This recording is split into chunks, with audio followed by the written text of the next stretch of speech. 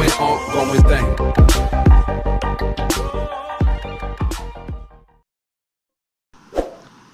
Hi friends, Aniyak എഡ്യൂടെക്കിലേക്ക് ഏവർക്കും സ്വാഗതം. ഇന്ന് അനിയാക്ക് എത്തിയിരിക്കുന്നത് +2 ഫിസിക്സിലെ ഒന്നാമത്തെ ചാപ്റ്ററായ ഇലക്ട്രിക് ചാർജസ് ആൻഡ് ഫീൽഡ്സ് എന്ന് പറയുന്ന ചാപ്റ്ററായിട്ടാണ്. ഇത് അനിയാക്ക് എഡ്യൂടെക്കിൻ്റെ +2 സിലബസിലെ ആദ്യത്തെ ചാപ്റ്ററാണ്. അതോടൊപ്പം മാത്സ് അല്ലാതെ അനിയാക്ക് എഡ്യൂടെക് എടുക്കുന്ന വേറൊരു വിഷയമായിട്ടുള്ള ആദ്യത്തെ വീഡിയോയും ഇതാണ്. അപ്പോൾ എന്തായാലും നമുക്ക് വീഡിയോയിലേക്ക് കിടക്കാം. നമ്മൾ +2 ഫിസിക്സിൽ ഇലക്ട്രിക് ചാർജസ് ആൻഡ് ഫീൽഡ്സ്, അപ്പോൾ നമുക്ക് പാഠം കേട്ടാൽ തന്നെ മനസ്സിലാവില്ലേ, ഇലക്ട്രിക് ചാർജുകളെ പറ്റിയാണ് നമ്മൾ ആദ്യം പഠിക്കാൻ പോകുന്നത്. അപ്പോൾ എന്തായാലും നമുക്ക് വീഡിയോയിലേക്ക് കിടക്കാം. നമ്മൾ ആദ്യം സ്റ്റാറ്റിക് ചാർജസ് ആണ് പഠിക്കുന്നത്. ഞാനിവിടെ ഫിസിക്സ് പഠിപ്പിക്കുന്നതെന്ന് വെച്ചാൽ എഴുതിയ നോട്ടുണ്ട്. അപ്പോൾ നിങ്ങൾ ഈ നോട്ട് കോപ്പി ചെയ്ത് നോട്ട്ബുക്കിലാക്കുന്നത് വളരെ നന്നായിരിക്കും. ഇത് ഞാൻ ആദ്യം തന്നെ പറയാം, ഞാൻ എഴുതിയ നോട്ടല്ല, ഇത് വളരെ എക്സ്പീരിയൻസ്ഡ് ആയിട്ടുള്ള ഒരു അധ്യാപകൻ എഴുതിയ നോട്ടാണ്. അപ്പോൾ നിങ്ങൾക്ക് ഒരുപാട് ഉപയോഗപ്പെടുന്ന നോട്ടായിരിക്കും. ഈ നോട്ട്സ് കൃത്യമായിട്ട് ഫോളോ ചെയ്യാൻ ശ്രദ്ധിക്കുക. എന്തായാലും നമുക്ക് സ്റ്റാറ്റിക് ചാർജസ് എന്താണെന്ന് നോക്കാം. The charges accumulated by a body due to rubbing of two objects are static charges. ഇപ്പോൾ രണ്ട് ബോഡി തങ്ങളിൽ റബ്ബ് ചെയ്യുമ്പോൾ ഉണ്ടാകുന്ന ചാർജാണ് സ്റ്റാറ്റിക് ചാർജ്. നമ്മൾ പണ്ട് ചെറിയ ക്ലാസ്സുകളിലൊക്കെ പഠിച്ചിട്ടുണ്ട്. നമ്മൾ സ്കെയിൽ എടുത്തിട്ട് കുറച്ച് തവണ മുടിയിൽ ഉരസിയിട്ട് കൊച്ചു പേപ്പർ തുണ്ടുകളിലൊക്കെ എടുക്കുമ്പോൾ ആ പേപ്പറും സ്കെയിലൂടെ അട്രാക്റ്റ് ചെയ്യുന്നതല്ലേ. അതിൻ്റെ കാരണം ഈ സ്റ്റാറ്റിക് ചാർജാണ്. സ്കെയിലും മുടിയും തമ്മിൽ നമ്മൾ റബ്ബ് ചെയ്യുമ്പോൾ ആ റബ്ബിങ് ഓഫ് ടു ഒബ്ജക്ട്സ് കാരണം ഉണ്ടാകുന്ന ചാർജാണ് സ്റ്റാറ്റിക് ചാർജ്. അപ്പോൾ സ്റ്റാറ്റിക് ചാർജ് എങ്ങനെയാണ് ഉണ്ടാകുന്നതെന്ന് നമുക്ക് നോക്കാം അല്ലേ. During rubbing of two objects electron gets transformed. അപ്പോൾ റബ്ബ് ചെയ്യുമ്പോൾ ഇലക്ട്രോൺസ് ട്രാൻസ്ഫോം ചെയ്യും. ഒരു ബോഡിയിൽ നിന്ന് ഇലക്ട്രോൺ മറ്റൊരു ബോഡിയിലേക്ക് പോകും. The body which loses electron gets positive charge. ഏത് ബോഡിയിൽ നിന്നാണോ ഇലക്ട്രോൺ പോകുന്നത് അവിടെ positive charge and gains electron gets negative charge. Electron നേടുന്നത് നെഗറ്റീവ് ചാർജ്. അപ്പോൾ ഇലക്ട്രോൺ പോകുന്നത് പോസിറ്റീവും നേടുന്നത് നെഗറ്റീവും. പോകുന്നത് പോസിറ്റീവ്, നേടുന്നത് നെഗറ്റീവ്. അപ്പോൾ സിൻസ് ഇലക്ട്രോൺസ് ഹാവ് മാസ്, ഇലക്ട്രോൺസിന് മാസ് ഉണ്ടല്ലേ, അത് നമുക്കറിയാം. The body getting positive charge decreases its mass by the loss of electron and negatively charged body increases its mass by the gain of electron. അപ്പോൾ നമുക്കറിയാം ഇലക്ട്രോണിന് mass ഉണ്ട്. അപ്പോൾ electron ഏത് ബോഡിയിൽ നിന്നാണോ പോകുന്നത് ആ ബോഡിയിലെ മാസ് കുറയും. അപ്പോൾ പോസിറ്റീവ് ബോഡിക്ക് മാസ് കുറയും.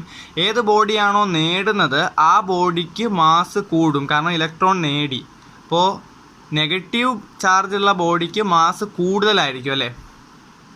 ഇതാണ് സ്റ്റാറ്റിക് ചാർജസിൻ്റെ ഇൻട്രൊഡക്ഷൻ എന്ന് പറയുന്നത്. ഒരു പോയിന്റ് കൂടി ഉണ്ട്. Like charges ripple and unlike charges attract each other. നമുക്കറിയാവുന്ന കാര്യമാണല്ലോ, ഒരേ ചാർജ് ഉള്ളത് റിപ്പൽ ചെയ്യും, ഓപ്പോസിറ്റ് ചാർജ് ഉള്ളത് അട്രാക്ട് ചെയ്യും. അടുത്ത് നമ്മൾ പഠിക്കാൻ പോകുന്ന ഒരു ഫിനോമിനൺ ആണ് electrostatic induction. The process of charging of a body in the presence of another body of static charged. അതായത് ഒരു ബോഡി മറ്റൊരു ചാർജുള്ള ബോഡിയുടെ പ്രസൻസിൽ ചാർജ് ഉണ്ടാക്കുന്നതിനെ പറയുന്ന പേരാണ് ഇലക്ട്രോസ്റ്റാറ്റിക് ഇൻഡക്ഷൻ. എന്ന് വെച്ചാൽ ചാർജുള്ള ഒരു ബോഡിയും ചാർജ് ഇല്ലാത്ത ബോഡിയും തമ്മിൽ കോൺടാക്റ്റ് വരുമ്പോൾ ചാർജ് ഇല്ലാത്ത ബോഡിക്കും ചാർജ് ഉണ്ടാകുന്നു. During electrostatic induction opposite charges are developing at its close ends and the same charges are developing at its far ends. എന്ന് വെച്ചാൽ നമുക്ക് നോക്കാം, ഇതൊരു ചാർജ്ലെസ് ബോഡിയാണെന്ന് സങ്കല്പിക്കാം. ഇനി ഇവിടെ ഞാൻ ചാർജ് ഉള്ള ഒരു ബോഡി കൂടി വരയ്ക്കുന്നു. അപ്പോൾ ഇവിടെ എല്ലാം പോസിറ്റീവാണ്, ഇവിടെ നെഗറ്റീവാണ്. അതുകൊണ്ടാണല്ലോ ഈ ബോഡിയെ ചാർജ് ഉണ്ട് എന്ന് പറയുന്നത് അല്ലേ. അപ്പോൾ ചാർജ് ഇല്ലാത്ത ഈ ബോഡി ഇവിടെ വരുമ്പോൾ ഇത് പോസിറ്റീവാണ്. അപ്പോൾ പോസിറ്റീവിന് ഓപ്പോസിറ്റ് അൺലൈക്ക് ചാർജേ വരും. അപ്പോൾ ഇവിടെ എല്ലാം നെഗറ്റീവ് വരും. ഇനി ഈ ചാർജ് അതേപോലെ ഇവിടുത്തെ ഫാർ എൻഡ്സിൽ വരും, അതാണ് പോസിറ്റീവ് ചാർജ്. ഇനി നമുക്കിത് ഒന്നുകൂടി വായിച്ചാൽ മനസ്സിലാക്കാവുന്നതാണ്. During electrostatic induction opposite charges are developing at its close ends അല്ലേ. ഓപ്പോസിറ്റ് ചാർജുകളാണ് ക്ലോസ് എൻഡ്സിൽ വരുന്നത്. And same charges are developing at its far ends. ഇതിൻ്റെ ഫാർ എൻഡ് ആണ് ഇവിടെ അല്ലേ, ഇതിൻ്റെ ഫാർ എൻഡ് ആണ് ഇവിടെ. അപ്പോൾ ഫാർ എൻഡ്സിൽ സെയിം ചാർജസ് വരും. ഇനി അടുത്തത് നമ്മൾ പഠിക്കാൻ പോകുന്നത് ഒരു ഡിവൈസാണ് ഇലക്ട്രോസ്കോപ്പ്. ഇലക്ട്രോസ്കോപ്പ് എന്ന് പറയുന്ന ഡിവൈസ് യൂസ് ചെയ്യുന്നത് presence of static charge detect ചെയ്യാനായിട്ടാണ്. അതായത് സ്റ്റാറ്റിക് ചാർജ് ഉണ്ടോ ഇല്ലയോ എന്ന് മനസ്സിലാക്കാനാണ് നമ്മൾ ഇലക്ട്രോസ്കോപ്പ് എന്ന് പറയുന്ന ഡിവൈസ് യൂസ് ചെയ്യുന്നത്.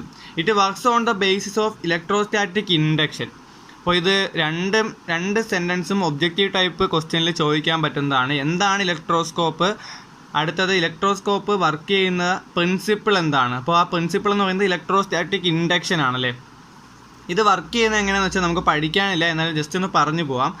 ഇതൊരു സാധാ മെറ്റൽ റോഡാണ്. അപ്പോൾ ഈ റോഡിന് ചാർജ് ഉണ്ടോ ഇല്ലയോ എന്ന് അറിയാനാണ് നമ്മൾ ഈ ഇലക്ട്രോസ്കോപ്പ് ഉപയോഗിച്ച് ഈ റോഡിന് ചാർജ് ഉണ്ടോ ഇല്ലയോ നോക്കുകയാണ്. അപ്പോൾ ഈ ബോഡി ഇവിടെ കൊണ്ട് വയ്ക്കുമ്പോൾ എന്തായാലും ഇതിലിപ്പോൾ പോസിറ്റീവ് ചാർജ് ഉണ്ടെന്ന് വിചാരിക്കുക. അപ്പോൾ ഇവിടെ പോസിറ്റീവ് ആണെങ്കിൽ തൊട്ടടുത്തുള്ള ഈ ഭാഗം നെഗറ്റീവ് ആവും അല്ലേ. ഇതൊരു മെറ്റാലിക് സ്പിയർ ആണ്. ഇവിടെ ഒരു വൈ ഷേപ്ഡ് വയറുണ്ട്, മെറ്റാലിക് വയറാണ്. അപ്പോൾ ഇവിടെ ഒരു ചാർജ് നെഗറ്റീവ് ചാർജ് ആണെങ്കിൽ ഓപ്പോസിറ്റ് സൈഡിൽ പോസിറ്റീവ് ചാർജ് ആയിരിക്കും. ഈ പോസിറ്റീവ് ചാർജ് രണ്ട് വയറുകളിലും ഈക്വലി ഡിസ്ട്രിബ്യൂട്ടഡ് ആയിരിക്കും. അപ്പോൾ ഇത് ലൈക്ക് ചാർജസ് ആയല്ലേ. ഈ ലൈക്ക് ചാർജസ് റിപ്പൽ ചെയ്യും. അപ്പോൾ നമുക്ക് നോക്കുമ്പോൾ മനസ്സിലാവും മെറ്റാലിക് വയേഴ്സ് റിപ്പൽ ചെയ്യുന്നത്. ആ റിപ്പൾഷൻ കൊണ്ട് നമുക്ക് മനസ്സിലാക്കാം ഈ മെറ്റൽ റോഡ് ചാർജ് ഉള്ള റോഡാണെന്ന്. അപ്പോൾ ഇതാണ് ഇലക്ട്രോസ്കോപ്പിൻ്റെ വർക്കിംഗ്. ജസ്റ്റ് ഒന്ന് പറഞ്ഞു പോയെന്നേ ഉള്ളൂ. അപ്പോൾ ഇനി നമ്മൾ ചാർജിനെ പറ്റി ഫിസിക്കലി ബേസ്ഡ് ആയിട്ടുള്ള കുറച്ച് ബേസിസ് പറയുകയാണ്. ഒന്നാമത്തത് ചാർജിൻ്റെ SI യൂണിറ്റ് ഓഫ് ചാർജ് എന്ന് പറയുന്നത് കൂളോംബാണ്. നമ്മൾ അറിയാവുന്ന കാര്യമാണ്. ഇനി നമുക്കറിയാമല്ലേ ഇലക്ട്രോണിൻ്റെ ചാർജ് എന്ന് പറയുന്നത് 1.6022 × 10⁻⁻19 കൂളോംബാണ്. അപ്പോൾ അതൊരു വലിയ ചാർജാണ്. അപ്പോൾ ഇലക്ട്രോണിന് വ്യത്യാസം വരുമ്പോൾ നമുക്ക് കുറച്ചുകൂടി ചെറിയ യൂണിറ്റുകൾ ആവശ്യമാണ്. കാരണം വളരെ കുറച്ച് ഇലക്ട്രോൺസ് മാത്രമല്ലേ നമ്മൾ ട്രാൻസ്ഫർ ചെയ്യുന്നുള്ളൂ. അപ്പോൾ നമുക്ക് രണ്ട് ചെറിയ യൂണിറ്റുകൾ കൂടി പഠിക്കാനുണ്ട്. 1 milli coulomb is equal to 1 mc is equal to 10⁻³ coulomb. 1 micro coulomb is equal to 10⁻⁻6 coulomb. അപ്പോൾ ഇതൊന്ന് പഠിച്ചു വെച്ചിരിക്കുക. ഇനി നമ്മൾ അടുത്തത് പഠിക്കാൻ പോകുന്നത് പ്രോപ്പർട്ടീസ് ഓഫ് ചാർജസ് ആണ്. ചാർജിൻ്റെ പ്രോപ്പർട്ടി എന്തൊക്കെയാണ് അതാണ് നമ്മൾ അടുത്ത പഠിക്കാൻ പോകുന്നത്. അതിൽ നമുക്ക് കാണാവുന്നതാണ് ഒന്നാമത്തെ പ്രോപ്പർട്ടി എന്ന് പറയുന്നത് അഡിക്റ്റീവ് ഓഫ് ചാർജസ് എന്നാണ്. അതായത് അഡിക്റ്റിവിറ്റി ഓഫ് ചാർജസ്, രണ്ട് ചാർജുകൾ തമ്മിൽ കൂട്ടുമ്പോൾ അത് അഡിക്ഷൻ രീതിയിൽ തന്നെ സാധാ രീതിയിൽ തന്നെയാണ് കൂട്ടുന്നത്. The total charge of A system, ഒരു സിസ്റ്റത്തിൻ്റെ മുഴുവൻ charge is the sum of the charges of the particles in that system. വളരെ സിമ്പിളായിട്ടുള്ള കൺസെപ്റ്റാണ്. ഒരു സിസ്റ്റം ഉണ്ടെങ്കിൽ ആ സിസ്റ്റത്തിൻ്റെ ടോട്ടൽ ചാർജ് എന്ന് പറയുന്നത് അതിലെ ഇൻഡിവിജ്വൽ പാർട്ടിക്കിൾസിൻ്റെ ചാർജ് എത്രയാണോ അതിൻ്റെ സം ആയിരിക്കും. ഇപ്പോൾ Q ആണ് ടോട്ടൽ ചാർജ് എങ്കിൽ Q is equal to Q1 plus Q2 plus Q3 plus etc plus Qn. n പാർട്ടിക്കിൾസിൻ്റെ ചാർജിൻ്റെ സം ആയിരിക്കും ടോട്ടൽ ചാർജ് എന്ന് പറയുന്നത്. ഇവിടെ ഒരു എക്സാമ്പിൾ കൂടി കൊടുത്തിട്ടുണ്ട്. ഇപ്പോൾ Q1 എന്ന് പറയുന്നത് 5 മൈക്രോ കൂളോം ആണ്, അല്ലെങ്കിൽ Q2 -3 micro coulomb, Q3 -7 micro coulomb. ഇങ്ങനെ 3 പാർട്ടിക്കിൾസ് ഉള്ള ഒരു സിസ്റ്റത്തിൻ്റെ ടോട്ടൽ ചാർജ് +5 +-3 +-7 എന്നാണ്. അപ്പോൾ നമ്മൾ ഇവിടെ എന്തായാലും പ്ലസ് ആയിരിക്കണം. ഈ സൈൻ അതേപോലെ തന്നെ ഇടണം. ഇപ്പോൾ നമുക്കറിയാം -7 -3 -10 വരും, -10 +5. അപ്പോൾ -5 മൈക്രോ കൂളോമാണ് ആ സിസ്റ്റത്തിൻ്റെ ടോട്ടൽ ചാർജ് എന്ന് പറയുന്നത്. അടുത്തത് ചാർജിൻ്റെ രണ്ടാമത്തെ പ്രോപ്പർട്ടിയാണ്. നമ്മൾ ആദ്യമായിട്ട് കേൾക്കുന്ന ഒരു വാക്കാണ് ക്വാണ്ടൈസേഷൻ ഓഫ് ചാർജസ്. പക്ഷെ സംഭവം വളരെ സിമ്പിളാണ്. ഇതിൽ ചാർജ് കണ്ടുപിടിക്കാനുള്ള ഇക്വേഷനെ പറ്റിയാണ് പറയുന്നത്. Quantisation of charges means the total charge of a body is the integral multiple of quantum of charges. അതായത് ക്വാണ്ടൈസേഷൻ എന്ന് പറയുന്നത് ഒരു ബോഡിയുടെ ടോട്ടൽ ചാർജ് ക്വാണ്ടം ഓഫ് ചാർജിൻ്റെ ഇൻ്റഗ്രൽ മൾട്ടിപ്പിൾ ആയിരിക്കും. അപ്പോൾ എന്താണ് ക്വാണ്ടം ഓഫ് ചാർജസ്? അത് നമുക്കിതിൻ്റെ ഇക്വേഷൻ നോക്കിയാൽ മനസ്സിലാവും. Q is equal to NE. Qയുടെ ഇക്വേഷൻ, Q എന്ന് പറഞ്ഞാൽ ചാർജാണ്. അപ്പോൾ ചാർജ് കണ്ടുപിടിക്കാനുള്ള ഇക്വേഷനാണ് N × E. N എന്ന് പറയുന്നത് നമുക്കറിയാം നമ്പർ ഓഫ് ഇലക്ട്രോൺസ് ട്രാൻസ്ഫർഡ്. എത്ര ഇലക്ട്രോൺ ആണോ ട്രാൻസ്ഫർ ചെയ്യുന്നത് അതാണ് N. ഇനി ഇ എന്ന് പറയുന്നത് ഇലക്ട്രോൺ ആണ്, ചാർജ് ഓഫ് 1 ഇലക്ട്രോൺ. അപ്പോൾ നമുക്ക് സിമ്പിളായിട്ടുള്ള കൺസെപ്റ്റാണ്, എത്ര ഇലക്ട്രോൺ ആണോ ട്രാൻസ്ഫർ ചെയ്യുന്നത് അതേ ഇൻറ്റു ഒരു ഇലക്ട്രോണിൻ്റെ ചാർജ് അല്ലേ. അപ്പോൾ ഒരു ഇലക്ട്രോണിൻ്റെ ചാർജ് ഞാൻ നേരത്തെ പറഞ്ഞു, ഇത് തീർച്ചയായിട്ടും നിങ്ങൾ ബൈഹാർട്ട് ചെയ്ത് വയ്ക്കണം. 1.6 × 10⁻⁻19 കൂളോം. ഞാൻ നേരത്തെ പറഞ്ഞത് 1.6022 എന്നാണ്, 022 വേണ്ട, 1.6 × 10⁻⁻19 കൂളോം. ഇതാണ് ക്വാണ്ടം ഓഫ് ചാർജ് എന്നറിയപ്പെടുന്നത്. അപ്പോൾ ഈ യൂണിറ്റ് നിങ്ങൾ മനസ്സിൽ വച്ചിരിക്കണം. ഇനി n എന്ന് പറയുന്നത് സാധാ ഇൻഡിജേഴ്സ് ആണ്, 0, 1, 2, 3 എക്സെട്ര. ഇവിടെ എക്സാമ്പിൾ എടുത്തിട്ടുണ്ട്. n 100 ആണെങ്കിൽ ചാർജ് എന്ന് പറയുന്നത് n × e, 100 × 1.6 × 10⁻⁻19. നമുക്കറിയാമല്ലേ 100 എന്ന് പറയുന്നത് 10⁻²ആണ്. അപ്പോൾ 10⁻² × 10⁻⁻19. അപ്പോൾ 10⁻⁻19 + 2 വരും, 10⁻⁻17 വരും. അപ്പോൾ 1.6 × 10⁻⁻17 ആണ് ആൻസർ. ഇതുപോലുള്ള ക്വസ്റ്റ്യൻസ് അല്ലെങ്കിൽ കുറച്ചുകൂടി കോംപ്ലിക്കേറ്റഡ് ആയിട്ടുള്ള ഈ ഇക്വേഷൻ വെച്ച് ചെയ്യുന്ന ക്വസ്റ്റ്യൻസ് തീർച്ചയായിട്ടും നമ്മുടെ പബ്ലിക് എക്സാമിന് പ്രതീക്ഷിക്കാവുന്നതാണ് 2 മാർക്കിന്. അപ്പോൾ ഇതൊന്ന് നോക്കി വെച്ചേക്കുക, വളരെ സിമ്പിളായിട്ടുള്ള കൺസെപ്റ്റാണ്. ഇനി അടുത്ത പ്രോപ്പർട്ടി, മൂന്നാമത്തെ പ്രോപ്പർട്ടിയാണ് കൺസർവേഷൻ ഓഫ് ചാർജസ്. സിമ്പിളായിട്ടുള്ള 3 പ്രോപ്പർട്ടീസാണ് ചാർജിനുള്ളത്. കൺസർവേഷൻ നമ്മൾ ഒരുപാട് ഫിസിക്കൽ ക്വാണ്ടിറ്റീസിൻ്റെ കൺസർവേഷനൊക്കെ പഠിക്കുന്നതാണ്. മാസ് കൺസേർവ്ഡ് ആണ്, എനർജി കൺസേർവ്ഡ് ആണ്, മൊമെൻറ്റം കൺസേർവ്ഡ് ആണ്. അതുപോലെ തന്നെയാണ് ചാർജും കൺസേർവ്ഡ് ആണ്. എന്താ കൺസേർവ്ഡ് എന്ന് വെച്ചാൽ ചേഞ്ച് ഇല്ല അല്ലേ. When 2 bodies comes in to contact, 2 body തമ്മിൽ കോണ്ടാക്റ്റ് ഉണ്ടാകുമ്പോൾ the number of electron lost by the first ബോഡിയിൽ നിന്ന് ലോസ്റ്റ് ചെയ്യുന്ന അല്ലെങ്കിൽ നഷ്ടപ്പെടുന്ന ഇലക്ട്രോൺ എത്രയാണോ first body is equal to the number of electrons gained by another body. അപ്പോൾ ആദ്യത്തെ ബോഡിയിൽ നിന്ന് എത്ര ഇലക്ട്രോൺ പോകുന്നോ അത്രയും ഇലക്ട്രോൺ മറ്റേ ബോഡിക്ക് കിട്ടുമല്ലേ. അപ്പോൾ പിന്നെ ആ എത്ര ഇലക്ട്രോൺ പോകുന്നു എന്ന് വെച്ചാൽ എത്ര ചാർജ് പോസിറ്റീവ് ആകുന്നോ അത്രയും ചാർജ് മറ്റേ ബോഡിയിൽ നെഗറ്റീവ് ആകും. അപ്പോൾ ചാർജസ് കൺസേർവ്ഡ് ആണ്, ചാർജ് നഷ്ടപ്പെടുന്നില്ല. That is charges are always conserved. പക്ഷെ നമ്മളിവിടെ ഒരു കാര്യം പ്രത്യേകം ശ്രദ്ധിക്കണം, മാസ് കൺസേർവ്ഡ് ആവുന്നില്ല. ചാർജ് ചെയ്യുമ്പോൾ ഇലക്ട്രോൺസിന് മാസ് ഉണ്ട്. അപ്പോൾ ഇലക്ട്രോൺസ് ഒരു ബോഡിയിൽ കുറയുകയും ഒരു ബോഡിയിൽ കൂടുകയും ചെയ്യുമ്പോൾ മാസിന് വ്യത്യാസം വരും. മാസ് കൺസേർവ്ഡ് അല്ല, പക്ഷേ ചാർജ് കൺസേർവ്ഡ് ആണ്. അതാണ് ചാർജിൻ്റെ മൂന്നാമത്തെ പ്രോപ്പർട്ടി. ഇനി നമ്മൾ ഇന്ന് പഠിച്ചത് വളരെ പ്രധാനപ്പെട്ട ചാർജിൻ്റെ 3 പ്രോപ്പർട്ടീസും ചാർജിനെ പറ്റിയുള്ള ആദ്യം കുറച്ച് ബേസിസുമാണ്. ഇനി ഇത് വെച്ചിട്ട് നമുക്ക് കുറച്ച് പ്രോബ്ലംസ് ചെയ്യാം. ചാർജിൻ്റെ രണ്ടാമത്തെ പ്രോപ്പർട്ടി ആയിട്ടുള്ള ക്വാണ്ടൈസേഷൻ ഓഫ് ചാർജസ് വെച്ചിട്ട് നമുക്ക് കുറച്ച് പ്രോബ്ലംസ് ചെയ്യാം. എല്ലാം സിമ്പിളായിട്ടുള്ള പ്രോബ്ലംസ് ആണ്. ആദ്യത്തെ problem, find the number of electrons to be transferred between the objects to gain a charge of 1 coulomb. 1 coulomb കിട്ടാൻ എത്ര ഇലക്ട്രോൺ ആണ് ട്രാൻസ്ഫർ ചെയ്യേണ്ടത്? ഇപ്പോൾ നമുക്ക് ഇവിടെ Q തന്നിട്ടുണ്ടല്ലേ, Q = 1 കൂളോം. ഇനി ഞാൻ നേരത്തെ പറഞ്ഞു ഇലക്ട്രോണിൻ്റെ ചാർജ് നമ്മൾ ബൈഹേർട്ട് ചെയ്ത് വയ്ക്കണം. അപ്പോൾ ഇലക്ട്രോണിൻ്റെ ചാർജ് ഇവിടെ 1.6 × 10⁻⁻19 കൂളോമാണ്. നമുക്ക് നമ്പർ ഓഫ് ഇലക്ട്രോൺസ് വേണം. സിമ്പിളാണ്.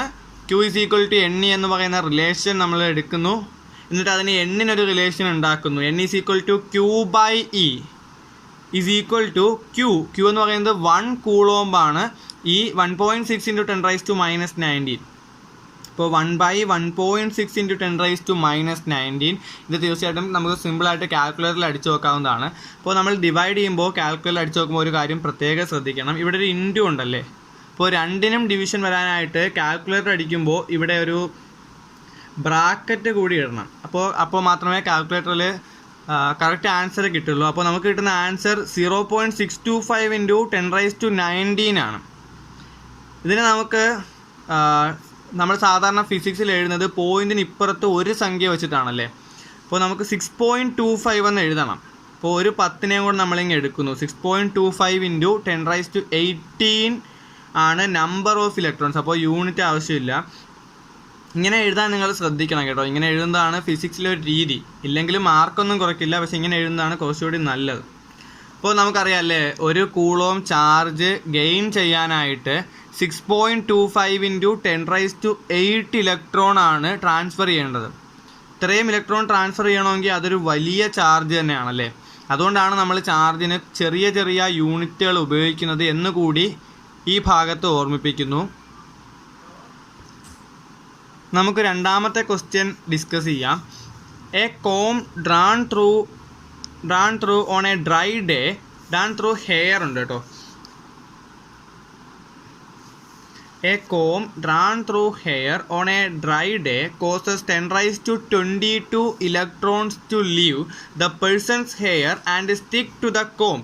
അതായത് നമ്മൾ സാധാരണ മുടി കോതുമ്പോൾ ഒരു ചീപ്പ് വെച്ചിട്ട് ഒരു ഉണങ്ങിയ ദിവസത്തിൽ, അങ്ങനെ പറയാൻ കാരണം ഇലക്ട്രോൺസിൻ്റെ ട്രാൻസ്ഫറിങ് കറക്റ്റായിട്ട് നടക്കാനാണ്. ഇപ്പോൾ മുടി കോതുമ്പോൾ 10⁻22 ഇലക്ട്രോൺസ് ആണ് മുടിയിൽ നിന്ന് ചീപ്പിലേക്ക് പറ്റിപ്പിടിക്കുന്നത്. ഇപ്പോൾ നമുക്ക് കണ്ടുപിടിക്കേണ്ടത് ഇപ്പോൾ ചീപ്പിനുള്ള ചാർജാണ് എന്ന് ഞാൻ എടുത്തു പറയാൻ കാരണം, ചീപ്പിന് ചാർജ് കിട്ടുമ്പോൾ ചീപ്പിലാണല്ലോ ഇലക്ട്രോൺസ് പറ്റിയിരിക്കുന്നത്, കോമ്പിലാണ് ഇലക്ട്രോൺ പറ്റിയിരിക്കുന്നത്. അപ്പോൾ ആ കോമ്പിൻ്റെ ചാർജ് ഇലക്ട്രോൺ നേടിയത് കൊണ്ട് നെഗറ്റീവ് ചാർജ് ആയിരിക്കും. ഞാൻ പറഞ്ഞു പോകുമ്പോൾ പോസിറ്റീവ്, നേടുമ്പോൾ നെഗറ്റീവ്. ഇലക്ട്രോൺ നേടിയത് കോമ്പാണ്, അപ്പോൾ കോമ്പിന് നെഗറ്റീവ് ചാർജാണ്. നമുക്കറിയാം n = 10⁻22 10⁻22 ഇലക്ട്രോണാണ് കോമ്പ് നേടുന്നത്. ഒരു ഇലക്ട്രോണിൻ്റെ ചാർജ് ഇതാണ് 1.6 × 10⁻⁻19 കൂളോം. നമ്മുടെ ജനറൽ ഇക്വേഷൻ തന്നെ ഉപയോഗിച്ചാൽ മതി. Q = N × E 10⁻22 × 1.6 × 10⁻⁻19. അപ്പോൾ 1.6 × 10⁻⁻19 + 22. ഇപ്പോൾ 1.6 × 10⁻³ 1600 കൂളോം എന്ന് വരും അല്ലേ. അപ്പോൾ ഞാൻ നേരത്തെ പറഞ്ഞു നേടുന്നത് കോമ്പാണ്, അപ്പോൾ അതിൻ്റെ ചാർജ് നെഗറ്റീവ് ആയിരിക്കും. The charge acquired by the comb is equal to -1600 coulomb എന്നാണ്. അപ്പോൾ നമുക്കിനി അടുത്ത ക്വസ്റ്റ്യൻ നോക്കാം. If a body gives out 10⁻9 electrons every second, ഓരോ സെക്കൻഡിലും ഒരു ബോഡി 10⁻9 ഇലക്ട്രോൺ കൊടുക്കുന്നു. ഇപ്പോൾ how much time is required to get a total charge of 1 coulomb. ഇപ്പോൾ മൊത്തം ചാർജ് 1 കൂളോം ആവാൻ എത്ര സമയം ആവശ്യമാണ് എന്നാണ് ചോദ്യം. അപ്പോൾ ഇത് കുറച്ച് കോംപ്ലിക്കേറ്റഡ് ആയിട്ടുള്ള ക്വസ്റ്റ്യൻ ആണ്. ഇതുപോലുള്ള ക്വസ്റ്റ്യൻ ആണ് 2 മാർക്കിന് നമുക്ക് പബ്ലിക് എക്സാമിന് പ്രതീക്ഷിക്കാവുന്നത്. പക്ഷേ ഇതും സിമ്പിളാണ് കേട്ടോ. നമുക്കറിയാം ഒരു സെക്കൻഡിൽ ട്രാൻസ്ഫർ ചെയ്യുന്ന ഇലക്ട്രോണിൻ്റെ എണ്ണം 10⁻9 ആണ്. ഇപ്പോൾ 10⁻9 ഇലക്ട്രോൺസിനുള്ള ചാർജ്, അതായത് ഒരു സെക്കൻഡിൽ ആ ബോഡി കൊടുക്കുന്ന ചാർജ് എന്ന് പറയുന്നത് Q = Ne എന്ന റിലേഷൻ വെച്ചിട്ട് 10⁻9 × 1.6 × 10⁻⁻19 അല്ലേ. 10⁻⁻19 + 9 10⁻10 1.6 × 10⁻10. അപ്പോൾ നമുക്കറിയാം ഒരു സെക്കൻഡിൽ 1.6 × 10⁻10 കൂളോമാണ് ചാർജ് കൊടുക്കുന്നത്. നമുക്ക് ആവശ്യം 1 കൂളോം ചാർജ് ആണല്ലേ. അപ്പോൾ time to get a charge of 1 coulomb നമ്മൾ സാധാരണ ഇങ്ങനെ ചെയ്യുമ്പോൾ total time by charge getting in 1 second അല്ലേ. മുഴുവൻ സമയം എത്രയാണോ അത് ഡിവൈഡ് ബൈ ഒരു സെക്കൻഡിൽ എത്ര. അപ്പോൾ ഇവിടെ നമുക്ക് 1 സെക്കൻഡ് തന്നെയാണ് തന്നിരിക്കുന്നത്. അപ്പോൾ 1/1.6 × 10⁻⁻10 ഇസ് ഈക്വൽ ടു കാൽക്കുലേറ്ററിൽ ചെയ്യുമ്പോൾ 6.25 × 10⁻9 സെക്കൻഡ്സ് എന്ന് വരും. ഈ ഒരു റിലേഷൻ കുറച്ച് ആലോചിക്കുമ്പോൾ മാത്രമേ നമുക്ക് കിട്ടൂ. അതിന് പറ്റത്തില്ല എങ്കിൽ വളരെ സിമ്പിളായിട്ടുള്ള വേറൊരു രീതി പറഞ്ഞുതരാം. അതായത് നമുക്കറിയാമല്ലേ ഒരു സെക്കൻഡിൽ 1.6 × 10⁻10 കൂളോമാണ്. നമുക്ക് ഇവിടെ 1 ആക്കണം. ഇവിടെ 1 ആക്കാൻ നമ്മൾ ചെയ്യുന്നത് ബൈ 1.6 × 10⁻10 കൂളോം ആയിരിക്കും. അപ്പോൾ നമുക്ക് ഇവിടെ 1 ഉത്തരം കിട്ടും. ഇവിടെ എത്ര ഡിവൈഡ് ചെയ്യുന്നോ അതേ സംഖ്യ കൊണ്ട് ഇപ്പുറത്തും ഡിവൈഡ് ചെയ്യുക. അപ്പോൾ നമുക്ക് ഇവിടെയും 1/1.6 × 10⁻10 എന്ന് തന്നെ ഡിവൈഡ് ചെയ്യാം. ഇത് ഞാൻ പറയാൻ കാരണം ഇങ്ങനെയുള്ള ക്വസ്റ്റ്യൻസ് നമ്മൾ ചിലപ്പോൾ കെമിസ്ട്രിയിൽ സ്റ്റോഷിയോമെട്രിക് കണക്കുകളൊക്കെ ബാലൻസ് ചെയ്യുമ്പോഴും അല്ലെങ്കിൽ മോളുകളൊക്കെ കണ്ടുപിടിക്കുമ്പോഴൊക്കെ ഇങ്ങനത്തെ കണക്കുകൾ വരാറുണ്ട്. അപ്പോൾ നമ്മൾ സിമ്പിളായിട്ടൊന്ന് കുറച്ച് നേരം ആലോചിച്ചിട്ട് ഇക്വേഷൻ രൂപപ്പെടുത്താൻ പറ്റൂ. പക്ഷേ ഈ രീതിയിൽ ചെയ്താൽ നമുക്ക് പെട്ടെന്ന് കിട്ടും. ഇവിടെ 1 ആക്കാൻ എത്ര കൊണ്ട് ഡിവൈഡ് ചെയ്യണമോ അതേ സംഖ്യ കൊണ്ട് ഇപ്പുറത്തും ഡിവൈഡ് ചെയ്യുക. അപ്പോൾ 1/1.6 × 10⁻10 എന്ന് നമുക്ക് ഇക്വേഷൻ കിട്ടും. അതിൻ്റെ ആൻസർ 6.25 × 10⁻9 സെക്കൻഡ്സ് ആണ്. അപ്പോൾ ഈ വീഡിയോ നിങ്ങൾക്ക് ഇഷ്ടമായി എന്ന് വിചാരിക്കുന്നു. ഇതിൻ്റെ ബാക്കി ഇനി നമ്മൾ പഠിക്കാൻ പോകുന്നത് കൂളോംസ് ലോ ആണ്. അതൊക്കെ വെച്ചിട്ട് പാർട്ട് 2 ചെയ്യുന്നതായിരിക്കും. അപ്പോൾ thank you for watching Aniyak Edutech. Just a second, എൻ്റെ വീഡിയോ ഇഷ്ടമായെങ്കിൽ സബ്സ്ക്രൈബ് ചെയ്യാൻ മറക്കരുത് കേട്ടോ.